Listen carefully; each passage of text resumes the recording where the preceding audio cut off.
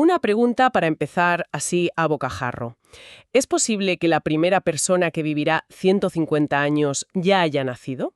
Uf, suena a ciencia ficción total. Lo sé, pero las fuentes que tenemos hoy sobre la mesa sugieren que estamos en medio de una auténtica fiebre del oro en la investigación sobre el envejecimiento, un momento que podría cambiarlo todo. Totalmente. Y ese es justo el objetivo de nuestro análisis de hoy, sumergirnos en la ciencia actual de la longevidad. Pero en la ciencia de verdad. En la ciencia de verdad, dejando a un lado las promesas vacías y centrándonos en los datos. Para ello nos vamos a apoyar principalmente en un documental que hace un viaje fascinante. ¿Desde dónde? Pues mira, va desde los sueños ancestrales de la eterna juventud hasta, la biotecnología más puntera que se está desarrollando ahora mismo. Pero el recorrido que proponen las fuentes es increíble. Nos llevan a laboratorios de vanguardia para hablar con los científicos que lideran esta revolución. Ajá. Pero también nos transportan a comunidades remotas donde la longevidad es la norma, las famosas zonas azules. Veremos qué podemos aprender de ambas realidades. Exacto. Y para que el análisis sea claro, lo hemos estructurado en varios pasos, ¿vale? Perfecto. Empezaremos contrastando el mito, la fuente de la juventud, con la realidad de un lugar como la península de Nicoya, en Costa Rica. Vale. Después nos meteremos de lleno en la biología. Vamos a hablar de telómeros y de unas células con un apodo muy particular, las células zombies. Células zombies, suena bien. ¿Y después de la biología? Después abordaremos la que quizás sea la mayor revolución en este campo, el llamado reloj epigenético. Ajá. Una herramienta que nos permite medir nuestra edad biológica real. Y finalmente, conectaremos todo esto con el mundo real, el negocio multimillonario que ha surgido, la implicación de los grandes magnates tecnológicos. Y las preguntas éticas, me imagino.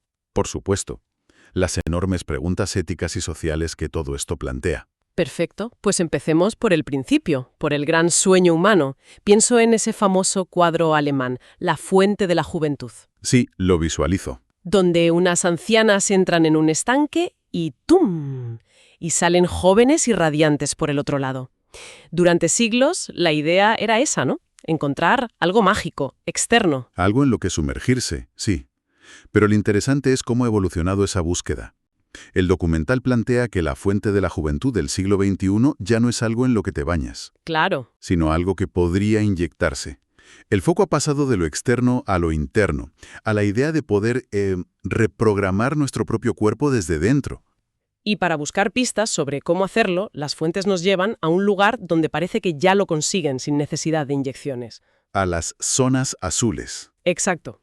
Son 5 lugares identificados en el mundo donde la gente no solo vive mucho más, sino que lo hace con una salud de hierro hasta el final.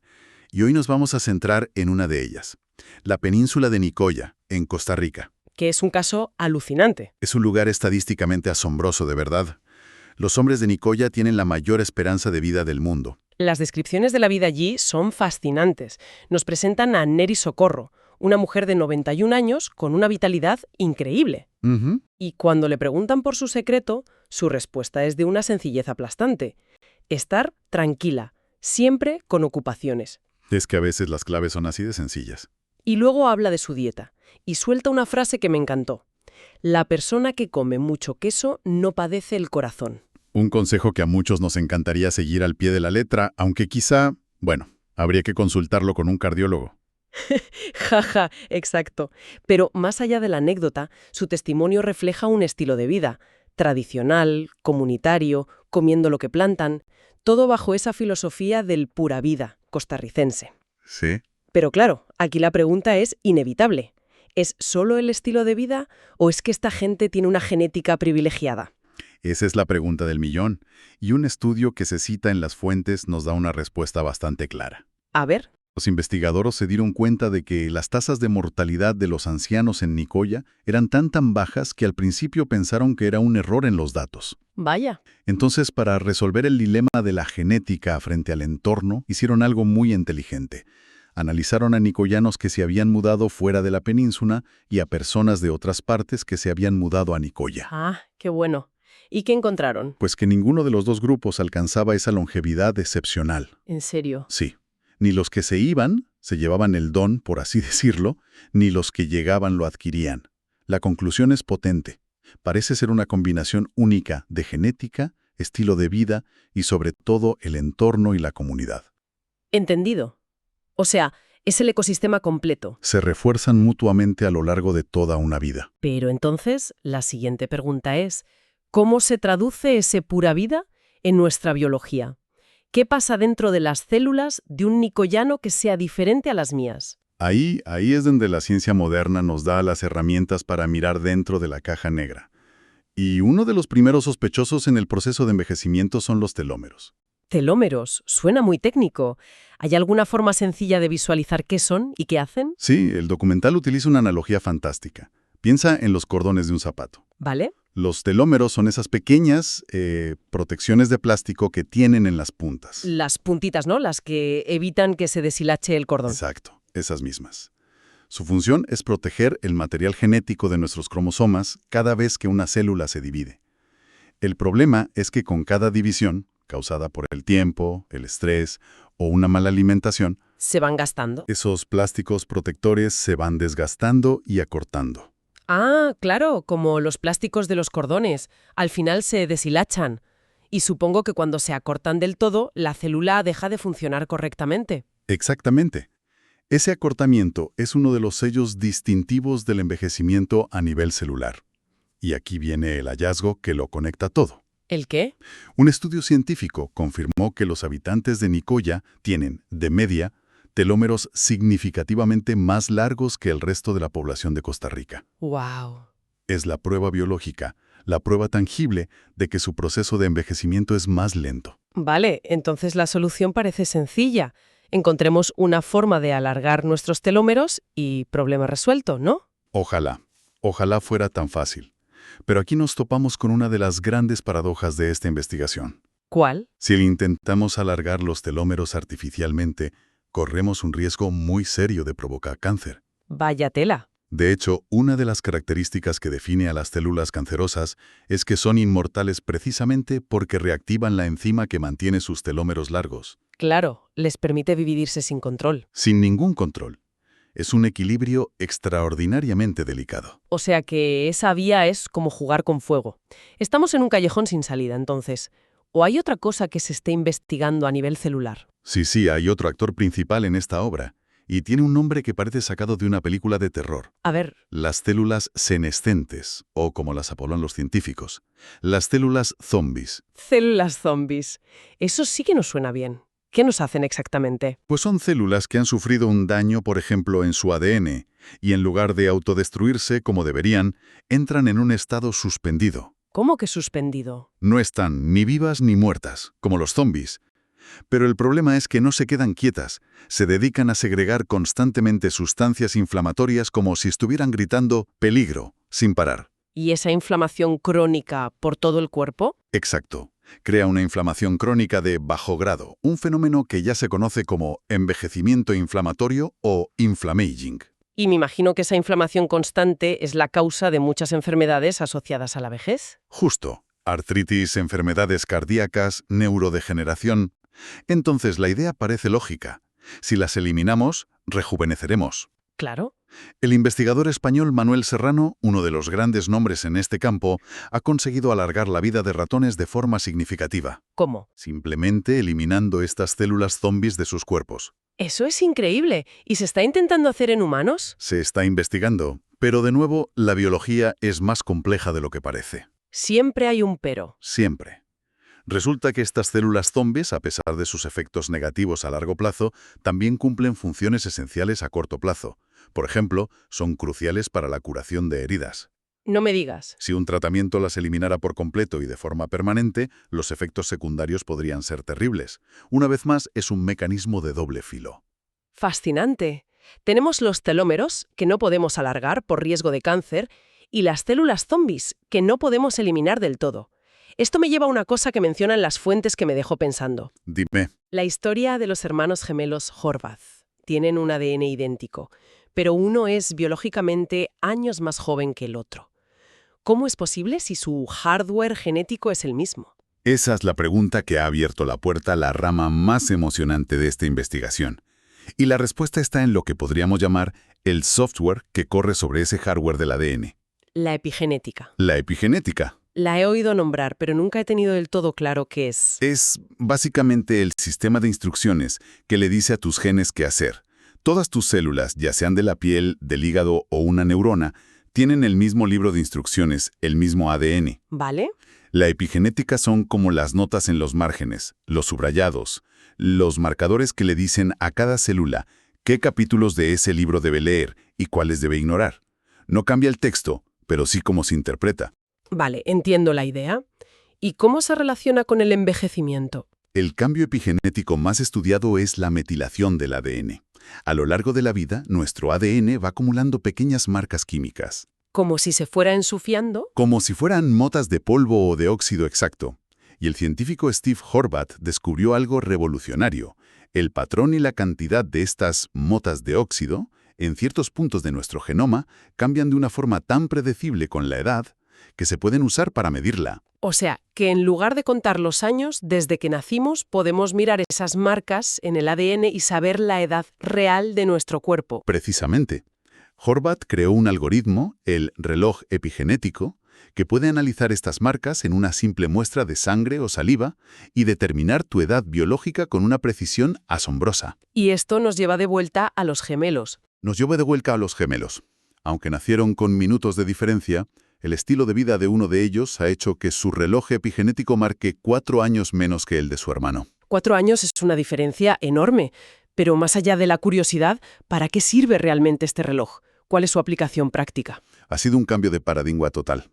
Piensa en cómo se probaba un tratamiento antienvejecimiento antes. Era imposible, ¿no? Tenías que dárselo a un grupo de personas y esperar 30, 40 o 50 años para ver si, de media, vivían más que el grupo de control.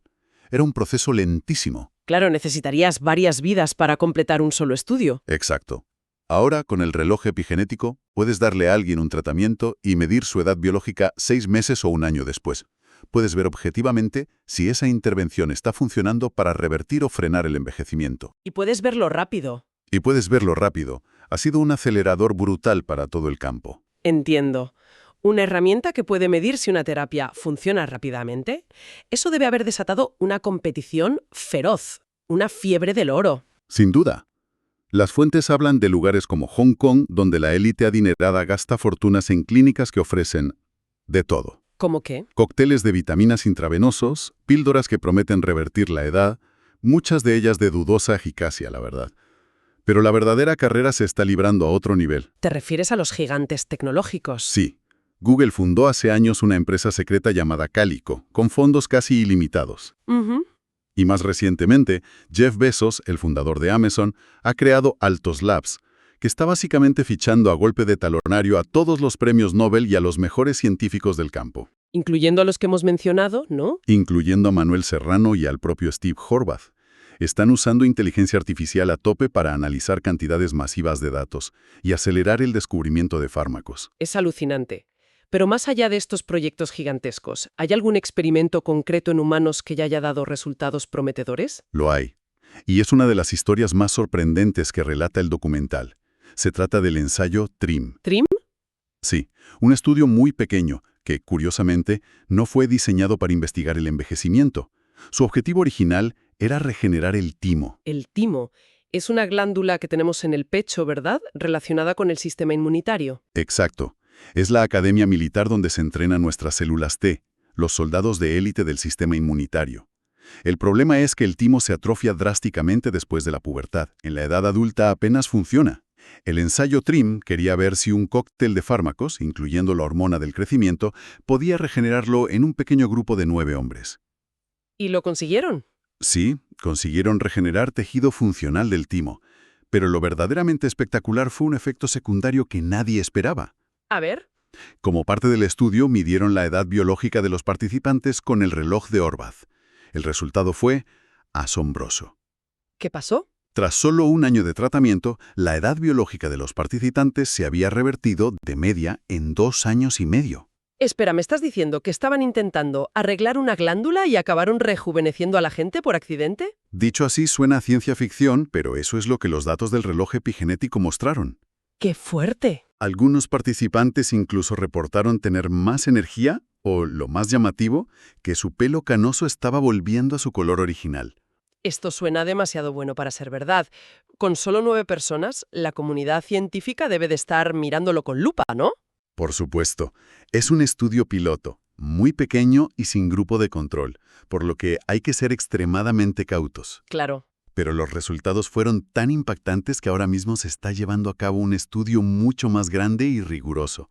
Y para hacerlo aún más interesante, los gemelos Horvath están participando. ¿Los dos? Uno recibe el tratamiento y el otro, que es biológicamente más viejo, actúa como su propio control genético. Es ciencia de vanguardia ocurriendo en tiempo real. ¡Qué historia! Si hacemos balance, es increíble el contraste. Por un lado, el enfoque de Nicoya, pura vida, comunidad, propósito, un camino holístico y social. Ujú. Y por el otro, esto. Multimillonarios, inteligencia artificial y cócteles de hormonas intentando lograr un resultado similar en una jeringuilla. Son dos mundos. Y ese contraste nos lleva directamente a las grandes preguntas que subyacen a toda esta investigación. Si esta segunda vía, la tecnológica, tiene éxito y logramos extender la vida de forma radical, ¿estamos preparados como sociedad? Es que ¿Qué pasaría con la superpoblación, el consumo de recursos, las pensiones? son preguntas abrumadoras. La solución farmacológica parece muy individualista, mientras que el modelo de Nicoya se basa en lo contrario, en la comunidad. El documental plantea una idea contraintuitiva muy interesante al respecto. A ver, A primera vista parece que vivir más nos haría más egoístas, ¿no? Consumiendo recursos durante más tiempo. Pero, ¿y si fuera al revés? ¿Y si saber que vas a vivir 150 años te diera una perspectiva a mucho más largo plazo? ostras, es verdad. De repente, el cambio climático ya no es el problema de tus nietos, se convierte en tu problema. Quizá nos haría cuidar mejor el planeta. Es una idea muy provocadora.